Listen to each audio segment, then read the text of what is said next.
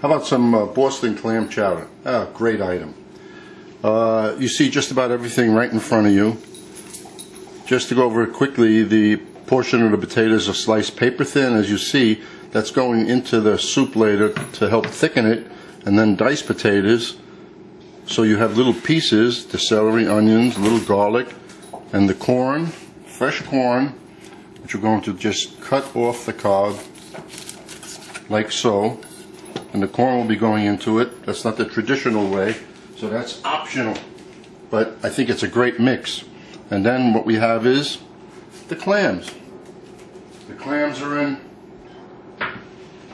1 quart of water and a little bit of white wine, dry white wine. And we're going to cover this, bring it to a boil, and wait for the clams to open. Then we'll go to the next step. Well, of course you would cover the clams, nice tight lid, highest flame possible, and just let's have a waiting game. As soon as the clams open, I'm going to add to this now, so it really gets flavor in there, the thyme, the dried thyme. I might add more later. If you have fresh thyme, throw in a few sprigs.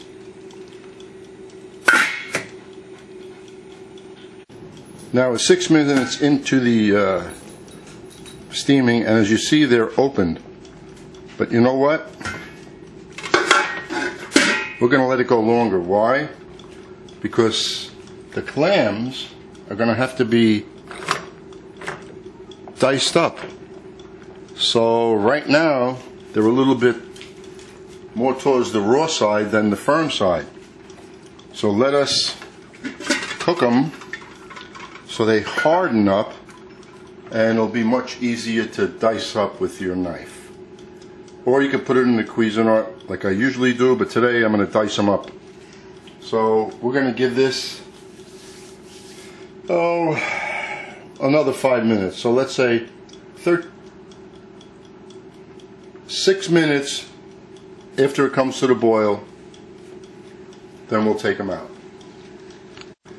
And I must tell you that just the aroma of the fresh clams, you can't do this really using, I mean you can make it using diced up frozen clams or the canned clams and using the clam juice, but you know what? Nothing can replace all fresh ingredients, and that's how it is.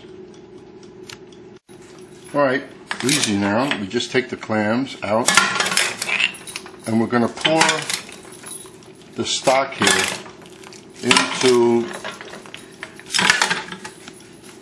this is the part that takes the longest time, and it's very simple. We take the stock, pour it into a container,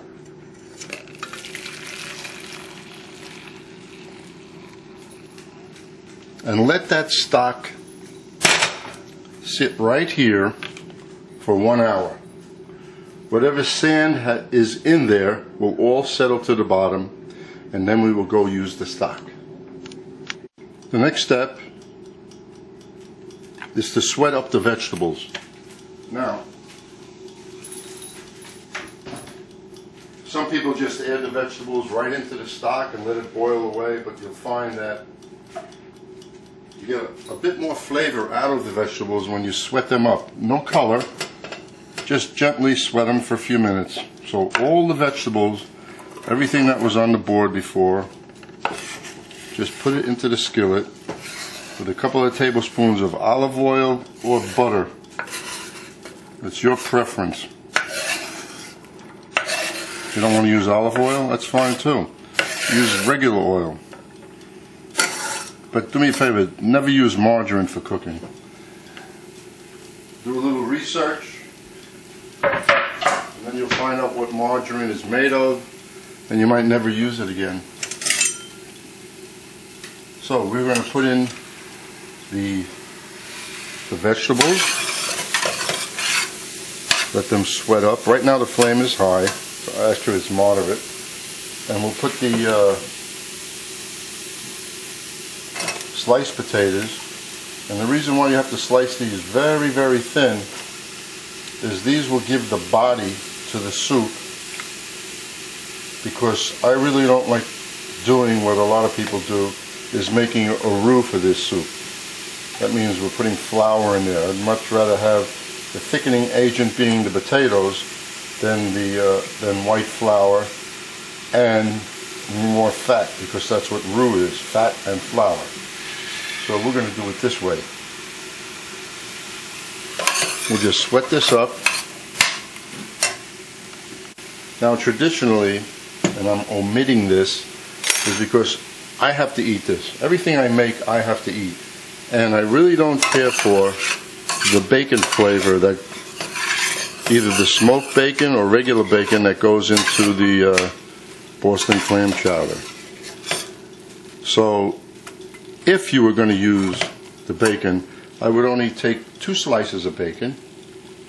I would cook them in this skillet first, alone. And when they are 3/4 of the way cooked, take them out, pour off all the grease, because you don't want a bacony flavor to overpower the soup. That's why I'm just leaving it out anyway.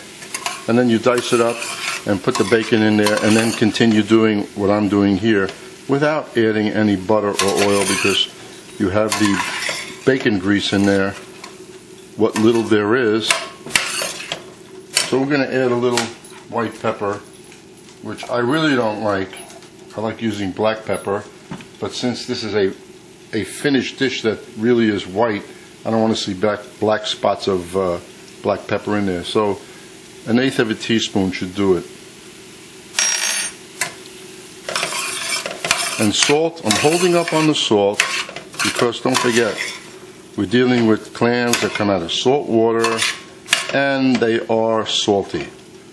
So if we have to make any adjustments, it will be at the very end with the salt.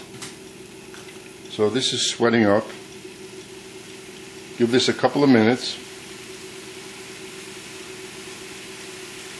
We don't want to see any coloring because it's white, the soup.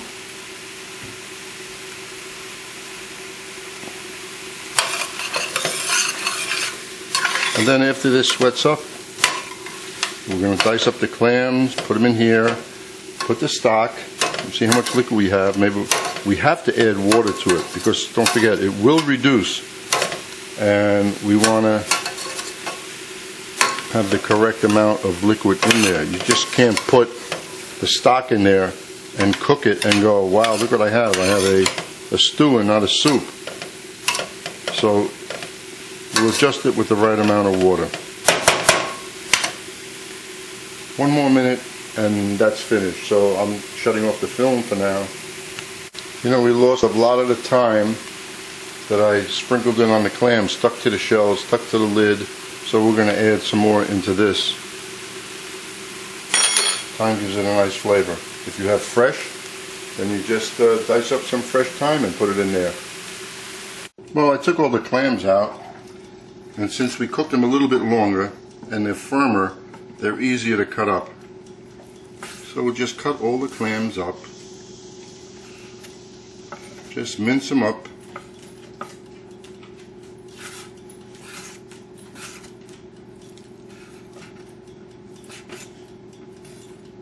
Like so. And we'll add this when we add the stock and let everything simmer nicely. Well, it's only been 35 minutes that the stock has been sitting in the container. But as you see,